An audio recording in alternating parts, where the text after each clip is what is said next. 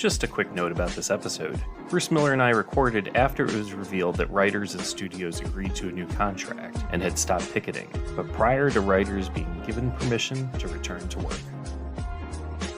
Welcome everyone to another episode of Streamed and Screened, an entertainment podcast about movies and TV from Lee Enterprises.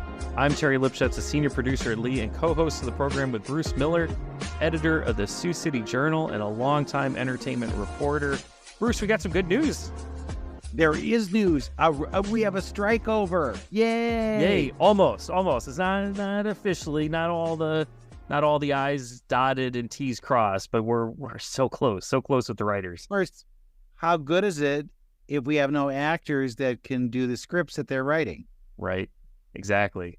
But it could mean things like our late night programs come back, a little Jimmy Fallon maybe. How good is it if all we get are late night programs and game shows? It'll be game shows galore with all Jeopardy Champion of Champions, the ultimate reality star game show. I think tonight, too, we start Dancing with the Stars. So that is not really covered by the rules, apparently. Right. Because you can dance, but you probably shouldn't talk. It is kind of quirky. There's these little carve-outs here and there, like broadcasters for sporting events. They're members of the Actors Guild, but it's a carve-out for them. And there's other little things like that. Because like Drew Barrymore was coming back with her show, and then that got reversed because she had a couple writers that were on strike, and so they pulled the plug on that. But again, she's an actor, but presumably now with the writers' strike ending, we'll be back at work very soon. And I think she's a producer too. So what trumps what? Right. Which is the highest title that you carry. So it's good news. It sounds like they pulled the writers. The Writers Guild told their membership, you can stop picketing. We'll get you the information. We really haven't seen too many details yet come out, but they just sounded very happy with it. They'll send it to voting members.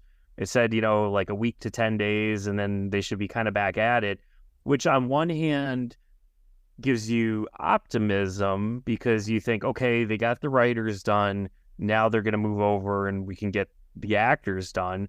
But then right before we came on to do this show, I saw that the Screen Actors just voted to begin a walkout against video game makers because they are also, there's actors involved with the making of video games because you've got voice actors and stunts and things like that they use for, motion capture and all that. So it's, and a lot of the video game makers are the same the same groups that are in charge of studios like Disney and Sony Entertainment and all these. So the last strike against video games, 2016, and it lasted nearly a year. So a little concerning. I don't know how this will play. I think we can give up video games. I don't care. My kids might care. Bring the acting back. That's what I want most of all. Well, we wish them well, and we hope that they reach a quick resolution on all of that because it is making it difficult for us. Yeah, well, and it makes your job difficult because you like to, of course, talk to the actors. I'd rather talk to an actor than a producer. Would you talk to a dog? I would talk to a dog. Dogs apparently aren't covered by the Screen Actors Guild because, I don't know if you saw this, but Paw Patrol, the mighty movie, had its big red carpet premiere, and 219 dogs showed up to watch the premiere because dogs will sit and watch a premiere, and it's set a new Guinness World Record. So that's where we're at with each other. Oh man, it's gone to the dogs. Hollywood has gone to the dogs. Well, wait till they start striking. That's right. I mean, imagine what they'll do. They'll bury their bones, or they might just all do a no walkout and then no walking, and then they come to this and they take a dump. Right. On that red carpet. Right. There you are. Yeah. I know. So it's been done before, so I think we're okay. There's some programming out there that, are the equivalent, I guess. Yeah. But it's given us some opportunity there. We're getting caught up on things that, because there isn't a lot of new material. There's some, Yeah. There's some things here and there. I have started watching some new shows. There's season 2 of Hotel Portofino. Have you seen this one? It was on BritBox and now it's moving over to PBS. And it's very Downton Abbey if you're looking for something like that. It's about the family that runs a hotel, and it's set, many, many years ago in the early 20th century, rather, 1900s, whatever. And it's very glossy with upstairs, downstairs kind of talent, and a little dirty. We'll just say that, put that out there. And, interesting. So that was good. This week is the last week of Reservation Dogs on FX. If you want to see the end of that, in the last episode, I cried profusely. So you have that to look forward to. I have seen the first episodes of Gen V. Now, if you're a Boys fan, The Boys on Amazon, where it's about the superheroes, are you familiar with this? I'm not, no. The Boys, it's about a world in which superheroes are kind of the ultimate. They really run everything. And there's a group called the Seven. Homelander is the leader of the Seven, and they seem like, very kind of noble and virtuous and looking for all the right things. Well, you realize that that's an act. That's an image that they're putting on, and behind the scenes, they're evil and vile, and they're slitting everybody's throat, and there's a group of people who are trying to take down these superheroes, okay? So that is The Boys. Now there's a new sequel series called Gen V, and Gen V is about training people to be in that superhero world. Fascinating. It's like a college drama, and they go to this college that they have abbreviated to God U, and they learn how to harness their powers and use it for various different crime fighting as a class. And you see the kind of unpolished versions of their things. It's very X-Men. If you're into the X-Men, okay, that's what it's like. But one of the stars of the show is Patrick Schwarzenegger, Arnold's son. And he plays this kind of golden boy. And he's the one that they all want to be. But he turns into fire. And apparently he doesn't wear clothes because they always talk about how he is naked. But his kind of temper gets the best of him. And if people are taunting him or whatever, he could be trouble. So you see that he could be another Homelander who is vile, but you don't know how this plays out in school. And the first episodes were great, but dirtier than you can believe. This is not something that you let your kids watch. It is not Riverdale at all. There's one woman who becomes small. She can shrink down to like the size of a paperclip. And she meets a kid at college who wants her to get small for various reasons, and I can't explain them on a podcast that hopefully is going everywhere. Yeah. It's dirty. Wow. If you're looking for an adult kind of look at the superhero world, Gen V. Wow, I might have to check that out. I'm not a big superhero person, but something that's a little off the beaten path. Yeah. The Boys is a good kind of entry drug with this, because you get to, if you don't like superheroes, you get to see how nasty they really are. And so it makes you, yes, be that bad. I like that. And then you've seen how they have morphed and how they're actually fighting each other to be seen as the most virtuous. It's very good. And the Seven always is like shifting. You never know who's part of the Seven on one time or not. And it's run by an evil corporation. Of course it's run by an evil. Of course. And they are pulling the strings on these poor superheroes. But now we're at the college, and we're trying to see how that all shakes down with them. So that's a new one that'll be starting very soon. And then it just started, but I binged the whole thing, Selling the OC. Now, if you're a fan of those real estate shows where they also never work, right? This is one of them. This is a companion to Selling Sunset. And that was about the people who work in Beverly Hills in like a strip mall, and they never seem to be selling a home. They always have these listings for like $35 million, and then all they do is walk around the house and have a party there. And then you never hear that somebody sold this. Well, now selling the OC is a companion piece. They're in Orange County, and they've got a better office, but still just as much drama.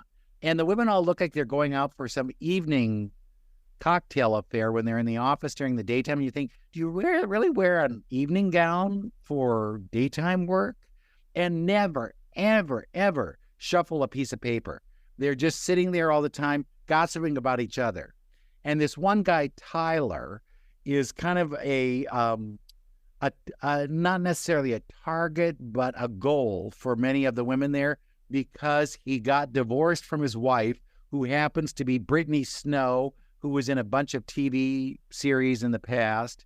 And they all think they could be the new Brittany Snow. So they're all kind of like sucking up to Tyler and seeing if he would, how are you feeling? Can we have a talk? Can I do a one-on-one? Can we just converse about your situation? And Tyler is like drinking it all in. He is taking all the attention. I don't think that guy has ever sold a house. If he has, I'd like to see the paperwork, because it sure isn't coming through on the show. But fascinating to watch. I binged the whole thing. And then, of course, what do we always do when we are in real estate? We have a pajama party at one of our properties so that then we can all just wear nightwear. And doesn't this kind of just open the floodgates to God knows what? I don't think I'm just going to look at you in the baby doll pajamas. I think I might actually make a move. That doesn't seem appropriate. Does this violate some aspect of like a realtor? Are there no real estate laws against this? Because I'd sure open up a Selling Sunset /OC rule about you cannot fraternize with the other people in the office. It's not happening. So, but it was, I binged it. That's how good it was. Okay. I had Netflix, and I just saw, I'll watch one. I haven't seen one for a while, and we'll see what happens. And no property sold here. I might have to check that out. I do, I don't mind watching some of those house selling. Like, it's a little bit more house hunters. Yeah, but a house hunters, unrealistic expectations. Right. The people want the $2 million home, right, for $200,000, and they're always, we entertain, and you never see those people entertain ever. Right. Yeah, it's relatives and the real estate agent. That's who shows up. Yeah. I know somebody, a former colleague, I want to say, reached out to house hunters to see how you can get on the program. It was when she was looking for a house, and it's actually, how this is going to go anyway, because there's obviously behind the scenes drama of how this all gets set up. But basically, they told her, you have to have an accepted offer, and then we'll show you 2 other houses, and then you get blown away by the house, basically, that you're already... You can't badmouth the ones that you aren't going to take. You just, right. I think there's possibilities. Yeah, I like that highway going through the middle of our yard, maybe a deterrent. Maybe, but it could be making commuting easier too. It could, and then we have easy access. Right. So I think we're all right. Too bad we have a lot of dogs, animals, and children that could get hit by a car in the process. But I'm keeping it on the list. Well, like you, I've been trying to crush through some things before regular programming gets back to us. So Ahsoka, the Star Wars, the latest entry into Star Wars.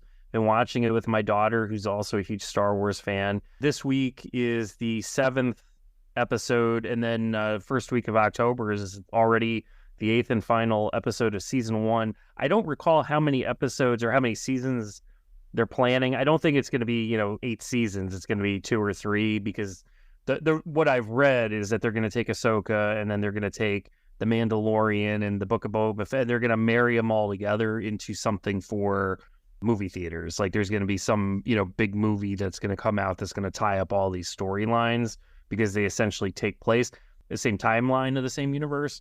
I would say that this is a good show. We've enjoyed it. The 2 problems that I have with it is, if you didn't watch the cartoon Star Wars Rebels, you would be really lost with this. And I know a lot of people who kind of didn't really, you're a Star Wars fan, but maybe didn't want to watch the cartoons because you thought, I'm a little too adult for the cartoons. And if you didn't watch those cartoons, you would really be lost with some of these characters who are in this, because it basically picks up a few years after the final episode of the final season of Star Wars Rebels. But if you're a fan of Star Wars Rebels, and a lot of people who I know who watch the show were, because it was a really good cartoon. I thought they did a really nice job with it. I think you'd be a fan of this show. The only downside I would say with Ahsoka is it feels like they're taking a really long time to kind of get to a certain point, and then we're going to go to this big like cliffhanger to season 2. It just feels like, we're not trying to tie up any loose ends quickly in any way. Buying time. Yeah, so the big villain that they've been talking about for almost the entirety of the run so far only recently made an appearance, and, you're only going to get basically 2 episodes out of him, 3 episodes. So it's kind of a slow build. I think it's really good. I don't know if the series is as good as Andor, which I really, really liked. But I might put this one ahead of The Mandalorian, because I think this one might be a little, it's good. And it kind of gets you back to Jedi, because a lot of the series that we've done, we've kind of moved away from Jedi and looked more kind of the ordinary people within the universe. But now we're getting back to lightsabers and using the Force and things like that. So it's kind of fun to move back into that world a little bit. You know what I don't like about those kinds of shows is they never have a chill day. They never say, today we're not going to go out and do Jedi games. We're just going to sit still at home and look at the rocks that we've got in our yard and, kind of just decide what we like about ourselves. Right. They don't do that stuff. They're always on a mission for something. They are. And the missions don't go to plan. They never go to plan. Okay. Who drinks blue milk? What Star Wars one is that? That was the original one, the Bantha milk. Come on, because they do have that at the Disney parks. Yeah. Where they have the Resistance, and there's a bar there, and you can get the blue milk. And I always wondered, what would that taste like? Because I don't like milk anyway. So if you threw some blue coloring in it, does that make it any better? Yeah. Well, what is it? Does it taste like? Is it just milk with blue? No, I think it's something else. I think there's liquor in it. Oh yeah. Well, then I would enjoy that. See, that's probably what they do, is they're also liquored up. They really don't know what they're doing, and going from there. But are there more announced? Are there other Star Wars series that are coming, or there's pause? Yeah, there's a couple others, but some of them are in this kind of gray area, like the Acolyte, which is supposed to be coming out, and then another.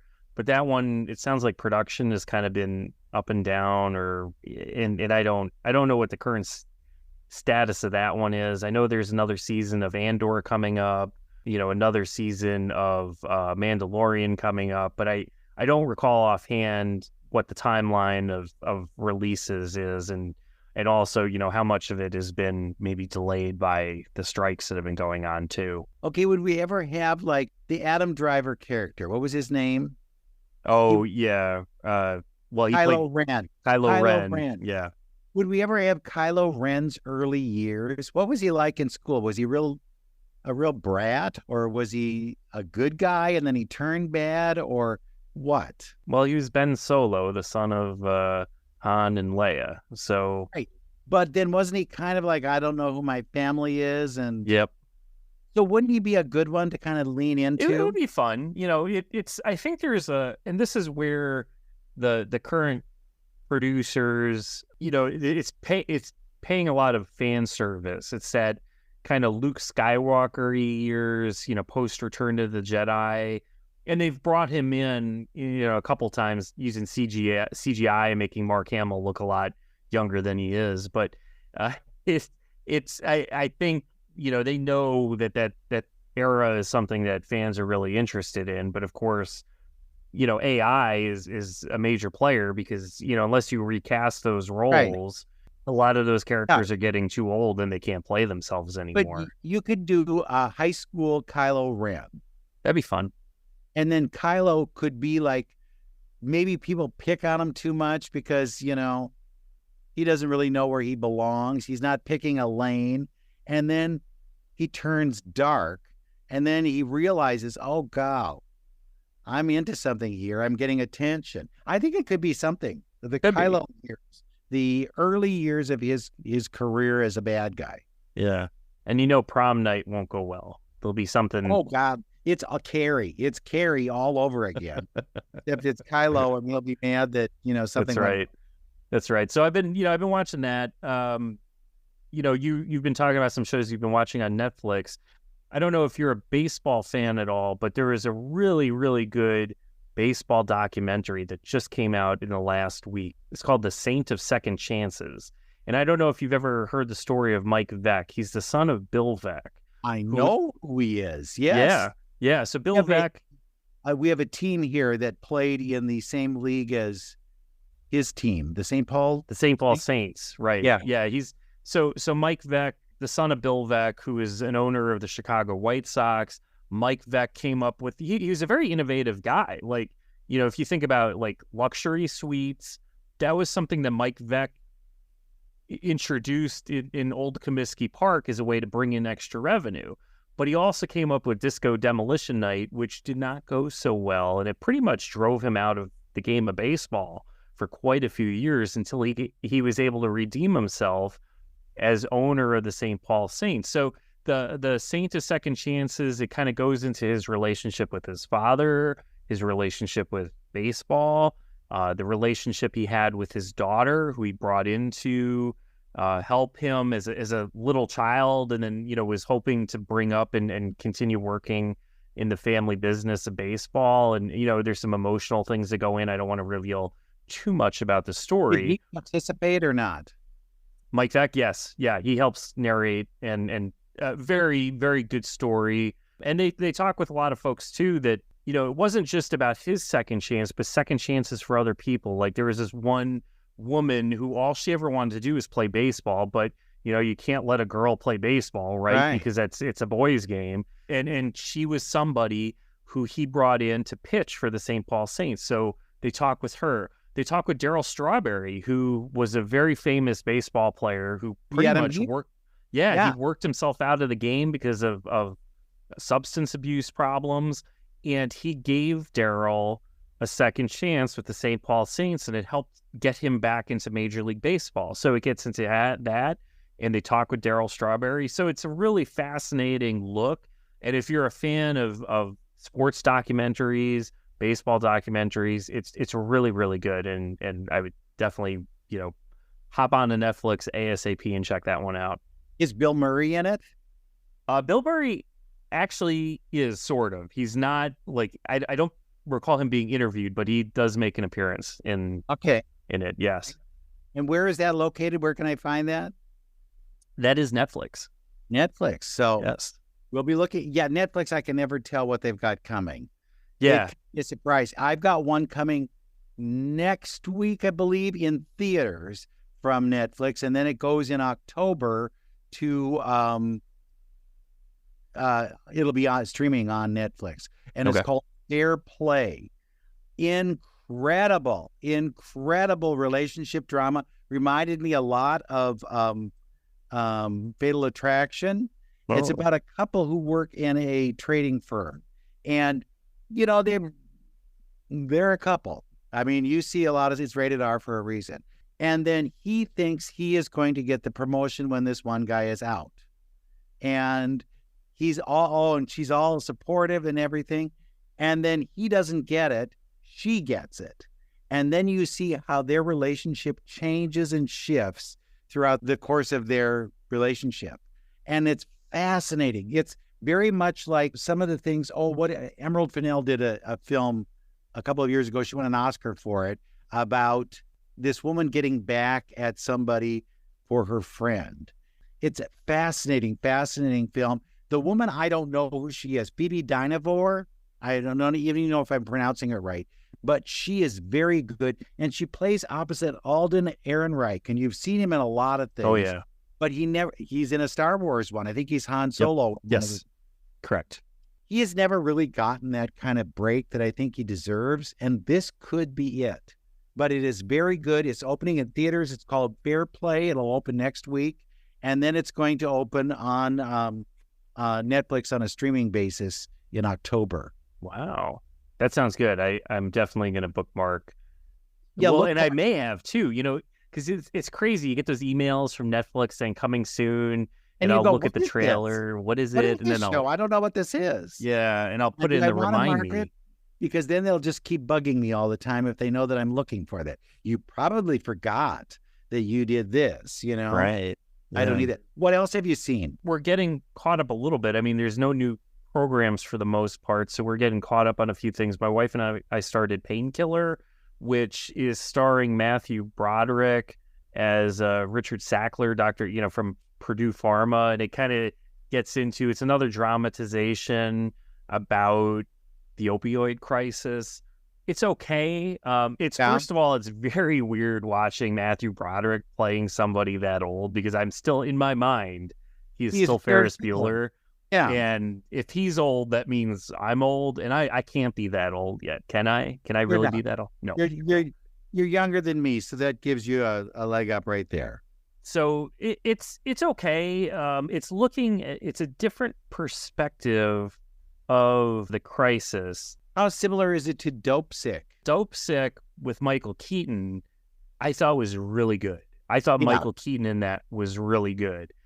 But the perspective of Dope Sick was coming mostly from the doctor, the prescriber end of things. And this is more of the investigation side of things and the Purdue Pharma side of things. Not painting Purdue Pharma in a good light in any way, but it's more of how the crisis was manufactured from that end, and then it looks at some of the stories of how they got to where they got to. I don't think the stories are as compelling as Dope Sick, but we're not going to stop watching it. It's a 6-episode miniseries. How far are you in? 3 episodes, so we're.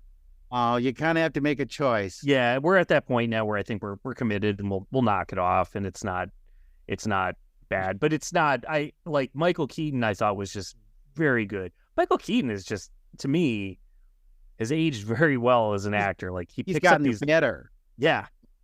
It's not just the goofy little things because you think of him as like Beetlejuice and some of those comedies he did, but some of the things that he's done later in life have just gotten so much better. Really good. Really good. I find you do get to that point where you say, do I fish or do I cut bait? And I will bail on series. Yeah. I have had one and done. I'll watch one episode, realize this is way too much for me to invest. And when the first killer with those things is when it says 10 episodes. Yep. Because somewhere around 7, it wanes until we get to 9. And then it'll pick up, and then you get the 10, and it's all right. Sometimes I have even watched 1, and if I have the access to the 10, I'll watch the 10. And I won't watch the ones in the middle. Interesting. That might be bad, but life's too short. And I believe that you shouldn't have to watch crap just because you made an investment initially. Yeah, there's a couple shows that my wife and I watched. Like we watched a little bit of that. Was it Tomorrowland on Apple TV? The one. Yeah, and it looked good. Yeah, it was. We didn't make it to the end of episode 1, and we just said, nah. Hello tomorrow. Hello tomorrow. Yep. Right. And that one was like, it's, I can maybe see where it's going, but I can't dig in on this one. And there was another one too. Yeah, I watched it all, and I thought, where are they going with this? Because I bought in the beginning that this is the way the world is. We are doing this, and then you realize it's a scam. Right. And they're just scamming people, and then how are they getting out of the scam? Yeah. So I just couldn't get emotionally invested into it. Now, there was another one that was also on Apple TV Plus where I watched the first season. My wife and I watched the season, and we liked it. And then it came back for season 2, but then I read that it got canceled because the ratings weren't quite there. And a number of the reviewers said, well, it kind of ends on a cliffhanger now, So am I going to watch it or am I going to watch it? And it was The Mosquito Coast. And I liked I liked season 1 of The Mosquito Coast, but I couldn't quite figure out if I wanted to invest it. And we got hung up in that spot of like, do we watch it? Don't we watch it? We went ahead and watched it. I didn't love it, but it doesn't end on a cliffhanger. I thought it wrapped up. For me, I was done. Yeah, it got to the end. I was like, okay, we kind of dragged this out. The performances in season 1 I thought were better, and this one is just kind of it was a little too over the top. But it doesn't. It ends like where it ends. You're fine. Like I was totally fine. There is that last episode. It is explosive. There is some drama. Some characters may or may not be with us to the very end, but it does not end on some weird cliff where you're like, they canceled it. Now I'm never going to be able to know what happens because I was totally fine with it. Totally. Watch the Harrison Ford movie and you got it all. Yeah, I probably got it. I watched that so long ago. I don't even remember it. That's why they're remaking things is you don't remember what happened. I don't. Like I remember them in it and I remember watching it, but I don't even remember it at this point. It was so long ago. Yeah, and they always wanted to throw in something that, well, we never thought that there would be like robots. And so they'll throw in a robot in a show. Not in this one necessarily. But right. Wait a minute now. This was like a 1950s movie and we changed it a little and we threw in a robot? Yeah. What is this all about? But it's just a way to, again, this may go back to the writer's strike. Yeah.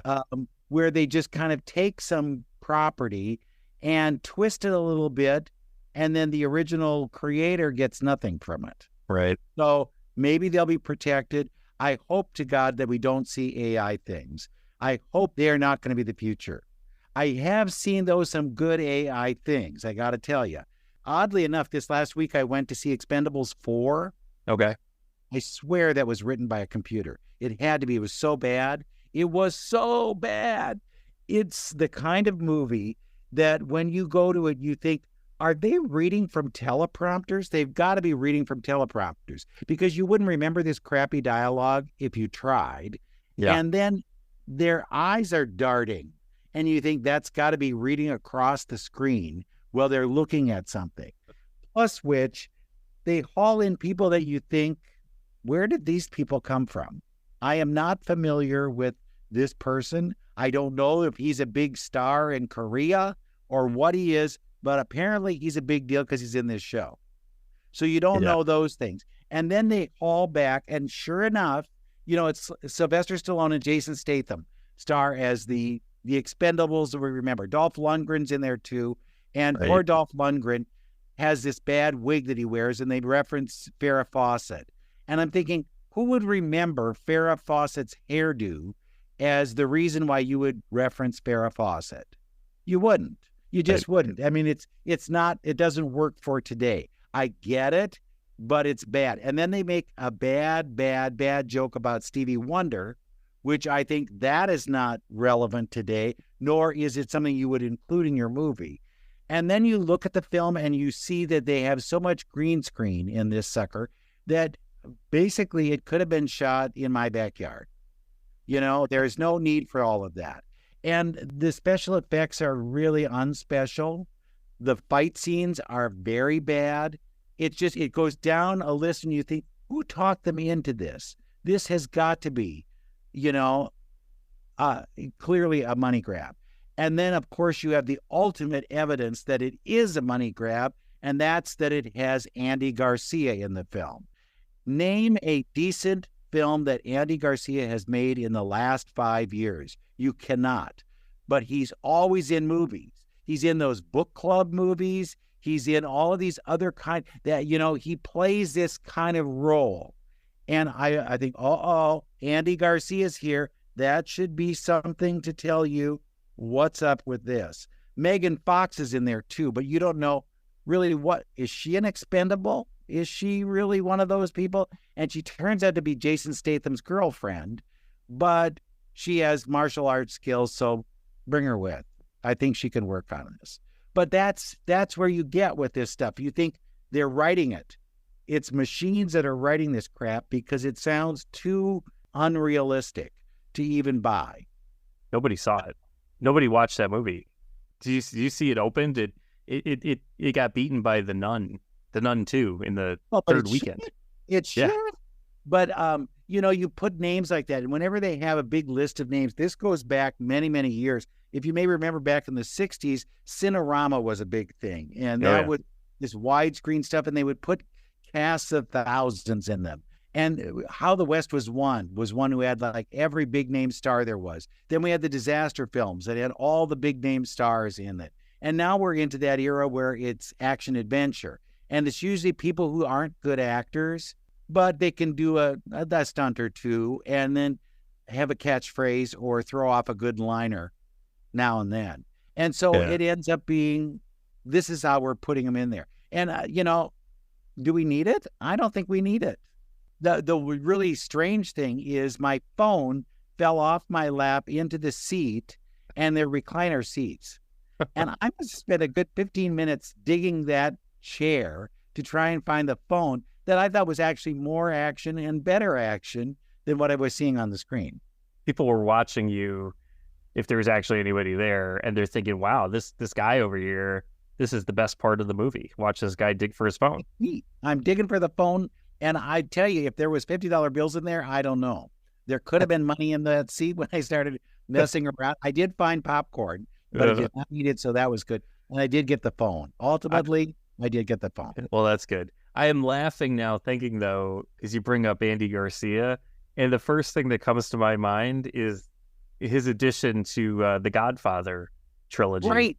Right. Yeah. Well, he was kind of the next Al Pacino. Right. He was going to be the heir apparent, and he got great work, and he did great work. But now it's like that thing where you go, who else is in this? Andy Garcia. We can get Garcia. Let's get Andy. So he must play well with a certain audience, and they go, oh, yeah, Andy Garcia's in it. But I think he might be the sign of a bad movie now because he's taking everything he can get, and it probably isn't reading the scripts. Yep. Because I thought he was a good actor at one point. I really did. Yeah. But this crap, he's gonna do the sequel to Al's Extra Work. He could, instead of AI, they could use Andy Garcia to play a younger Al Pacino. There you go. AG. So what do we have coming up, Bruce, in our next few episodes? I know. I've got a lot of stuff for you. I've got the talk with the producers of Goosebumps. They've rebooted that. I have actually, we could put it on this week, so we could add it in. I'm doing it tomorrow. I'm talking to one of the actors from Hotel Portofino. Okay. If you'd like to add that. Yeah, we can slip that in. Yeah. It's Oliver Dench. Now, that name, does that ring a bell? Oliver Dench. Oliver Dench. The name it sounds a little familiar. Judi Dench? Yeah. It's her nephew. Yeah. Oh. He's working, and his dad was a big actor in London. But yeah, and he's the star of Hotel Portofino. He plays the son who comes back to help run the hotel. So we've got him coming up. I've got a number of films that are opening, but again, we're going to see where we sit. If we can solve that actor strike, we're going to talk to some actors. Otherwise, you're going to get some producers, and I know you don't want that. So there we go. And in the worst case scenario, we'll be interviewing dogs barking at us. And we'll get the dogs. We'll get them. PAW Patrol coming soon. It could be good. I think it could be a good thing. All right, so we'll go now to an interview with Oliver Dench, and then we will wrap up and see you again next week for another episode of Streamed and Screened. I look at the things you've done in the past. What period do you really like to be in? Do you like to be in the present? Would you rather do shows that are in the present, things in the past, or things in the future?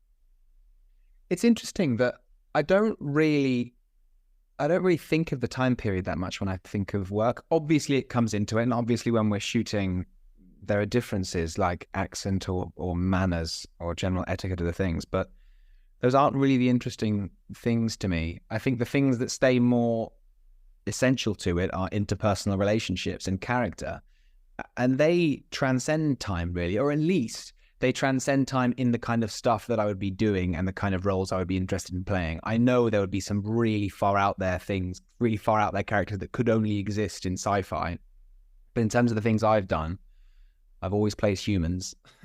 That's good. That's good, right? Yeah, which is good. He seems so guarded. Is that a product of the times, or is that... Yeah, that is something I have found interesting about this time period in particular, but I think that applies to all characters. I think that one in particular, a lot of what is guarded about Lucien is a product of the times, but that would come up in any period. There would be reasons why people would be suppressing certain aspects of their personality and reasons why other things would be allowed to flourish. The fact that this is happening in the 20s just means there's a different buffet of things to choose from, but he is guarded. There's a lot of pressure on him. Did you relate to him at all? Did you say, oh, I see this? Or do you go, no, that's not me at all? I've led a much more fortunate life than Lucien. I did not fight in World War One. So I think there's already like a massive jump of understanding that I couldn't really, realistically ever hope to empathize with, but sympathize with, I absolutely can. And I think that's sort of our job as actors. There are a lot of things about Lucien that are different from me, but there's obviously a lot of myself that I bring into the character. And I think this is how I understand these social situations. Now I just have to layer on the different things that Lucien is dealing with to try and make what I hope is somewhat interesting to watch. There's pulling him into the family business is kind of a thing. Was that the way it was with you too? You were pulled into the family business and you became an actor, or was that always something you wanted to do? No, that was something, well, it wasn't always something I wanted to do. When I was very young, I had an idea that I wanted to be a marine biologist. And I don't know why. It seems kind of off the wall, but I've since spoken to lots of people I knew, and I think it was very in vogue when I was in my pre-teens to want to be a marine biologist, because loads of people seem to have this idea. I don't know if it was like a David Attenborough inspired thing or something that was happening on the BBC in the UK at the time, but lots of people I know inexplicably wanted to study jellyfish and things. I didn't end up being a marine biologist. I then wanted to be a chef for a while, but I'm not a massive fan of professional kitchens. When I did like the tiniest amount of work experience in one, I crumbled. Completely ineffectual. But no, I wanted to be an actor. I don't think I was pulled in any particular direction. So what appealed to you about it? Is it just the idea that you get to be different people all the time, or? Well, originally it was more poetic for me, and this hasn't really been the type of work I've ended up doing. But when I think, while I wasn't pulled in certain directions, I was very lucky to have the family that I do, and my granddad, who was a Shakespearean actor, on the stage, I was exposed to a lot of Shakespeare when I was growing up, and I loved that. I thought that was absolutely amazing. So originally, I think it was interest in text that made me want to act, because I thought it was so beautiful. I thought it was amazing.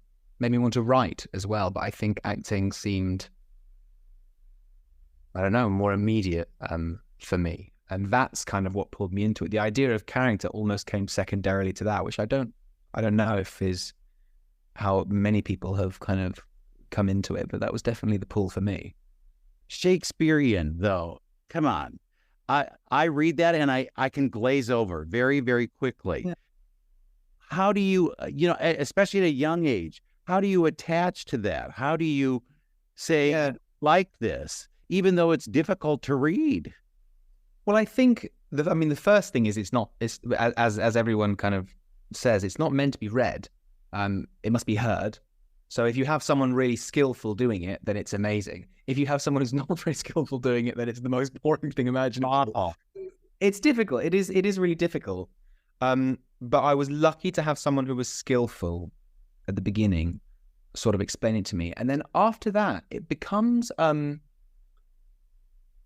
more you're exposed to it, the more effectively you're able to interpret it. And that's almost a problem in its own right. I think that's often why it's so confusing, is because the people who are putting on these plays often are people who are very exposed to it. So the language is very immediate for them. So they watch it and they think, what's the problem? I understand every single word. I know it really well. An audience who is maybe not so exposed to it might find it more difficult to interpret. So I think that can be a problem in modern Shakespeare productions. But it is true. Once you get into it, the more you read, by the time you've read or watched a number of plays in a short span of time, it'll become easy. It just requires doing that work, which is why it's so elitist. It can be really elitist. How difficult is it to memorize? Easier. Much easier. Really? It is? Much easier. Well, it's again, probably this might not be everyone's experience, and some of the plays are split differently. So some of the early plays are almost entirely verse, which means they all the lines have rhythm. Or some of the early plays, almost all the lines have rhyme, which I think is actually really ugly often. But and some of the later plays are more prosaic, which means that it's more difficult to learn. But when you're learning a speech and you've got the rhythm and the rhyme to rely on, I actually find that to be a great crutch in memorizing, because you know if you've got a single word wrong when you're memorizing, if you're there going, to me, and not to me, that is the question, whether nobler in the blah, blah, blah, you understand when it goes off the tracks. And that lets you know that you've messed up, whereas some other stuff, you can mumble through scenes for pages before you realize you've got everything wrong. Oh, one of those. Oh. You have a checklist then, and you start checking off the characters that you want to play? I used to. You do? I used to. Maybe not a physical checklist, but I definitely used to think that like the most legitimizing career would be some, John Gielgud-like thing where you first play Romeo and then Troilus and then Hamlet and then blah, blah, blah, blah, blah, blah, kind of work your way up. Lear. Yeah, eventually you play Lear and then you die on stage and it'll be, wow, what an incredible experience. But I sort of, I had to, because it wasn't what I was doing, but I sort of let go of that some years ago. Not to say I wouldn't still want to play those parts, but I don't necessarily think they have to be in such a linear progression anymore. I feel as though when I was young, I felt like I was running out of time to play characters that meant something to me. And in some ways that's true. Like there'll come a time where I'm less likely to be cast as Romeo. But in general, I think there's such a wealth of characters, not just in Shakespeare, but in everything, in other things that I hadn't really given attention to before, that one could never play everything that is interesting. So doing television, does that allow you or afford you the opportunity to do theater? I mean, I'm assuming that it's very difficult to have a career in the theater these days because it isn't as financially viable as it might be in television or in film. Yeah, it still exists in London in quite a big way. I'm not saying that it's not an issue, and theatre acting in general tends to be underpaid, mainly because it's underattended. And that's a problem for people who are trying to kind of carve out a career in theatre. I guess in that aspect, doing TV does let you, does give you more opportunities to kind of wait for these jobs when they come, but it's also about what you're busy doing. And if you're running in certain circles, like I haven't had a theatre, I haven't been meeting theatre people in quite a long time because I've been shooting things. And that makes it difficult to have a career in theatre because no one knows who I am. Comparatively, I know lots of people who do theatre much more regularly, and they find it more difficult to meet people who are organising TV jobs. It's difficult. It's complicated. I think the world is so big and vast now that it's difficult to always be doing what you want when everything fits. A Broadway actress told me that when she went to Hollywood, she realized that she was so stiff that she had no emotions because she was afraid she would be too broad on camera. Yeah. What was it like when you first tried to do something on camera? Was it like, oh my God, I got to watch so I'm not like blinking. I have to watch so I'm not moving. I've been through, in the things I've done so far, which is not, I'm not the most experienced actor in the world, but in the things I've done so far, I feel like I've come through a cycle of being terrified to do anything and thinking that the best acting advice was do nothing. And, if you have an impulse, then squash it and it's wrong. And, just be completely plain. And in some cases, that's true. In some cases, oddly, due to some quirk of human psychology or how we recognize emotion, in some cases, we recognize a blank face as a number of different things, and we laud amazingly subtle performances. But I think it's important to not feel stifled by that. And I'm now at a stage where I think, make a crazy choice and do something interesting, and hope that you have the skill that will still come across as natural. And I think it has to exist somewhere between that, because just doing nothing forever is very stifling when you're on camera, and even more stifling when you're on stage. It's called soap opera, right? You do nothing, right? Yeah, right. How did American television differ from British television? Because Because wasn't Pandora, that was an American production, right? That was an American production, yeah. It doesn't really, not essentially about what we're being asked to do. I know it does in a multitude of ways, but I find that very difficult to keep a handle on. Like, I know that the CW, who broadcast Pandora, want different things than PBS, who are broadcasting Hotel Portofino. I know that they have business plans and they have ideas, but that's personally for me not my favorite way to interpret character and to work on a set. I find that kind of foggying and dizzying and confusing, and kind of gets in the way of me feeling comfortable and natural in things. So I think the way I see that is I let the director worry about that. I let the directors and the producers worry about what they're going to do, and I'll just try and be here on set and be as mindful of what I'm doing as possible. And hopefully that fits into what the people around me want. I know I'm not saying they don't want different things, or that it doesn't differ, or that English TV, the BBC is not different from Stars or whatever. But I find it more useful for me to try and concentrate just on the microscopic. Well, how does all the social media, how does that factor in? Because you hear about people who have like this huge social media following, yeah, getting roles, and you're thinking, wait a minute, they have no talent. What is this? I always think that, like, I don't have any big grudges against people getting cast from things, not for them personally, because if they want to do it and someone wants to give them a job, then they're going to do it like anyone would. I don't have a lot of hate in me for people around me, or even I might have envy sometimes if they get jobs that I want. But the way I feel, I kind of thought about social media a lot, but I'm not very good at it. I don't like it. I've never been one to tweet a lot. I have an Instagram. I think I tried to delete it, but it's still up there. And I think my last post is from 2 years ago or something. For a long time, I kind of put a lot of stress on myself to get better at that. And then I realized that I don't really like it. And for me, the social media itself is quite damaging for my mental health. And that might be a good tool for getting cast. I know it helps. I know people want to cast people with big following, but considering I'm not good at that, I shouldn't beat myself up about it, and I should just let that go. So when you look at a career, where would you like to see yours go? What would be the ideal direction for you? I'm not really sure anymore. Like I said, when I was younger, I had a much clearer idea of here comes my Macbeth. Right. And then how wonderful.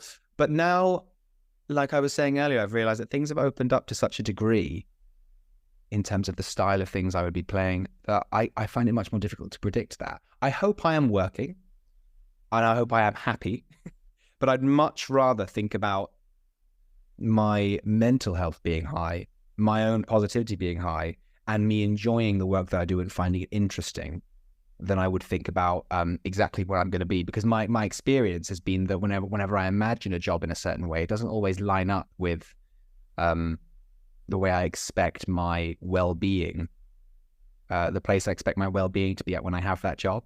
It's very easy to think, oh, when I get a TV job, I'll be very happy.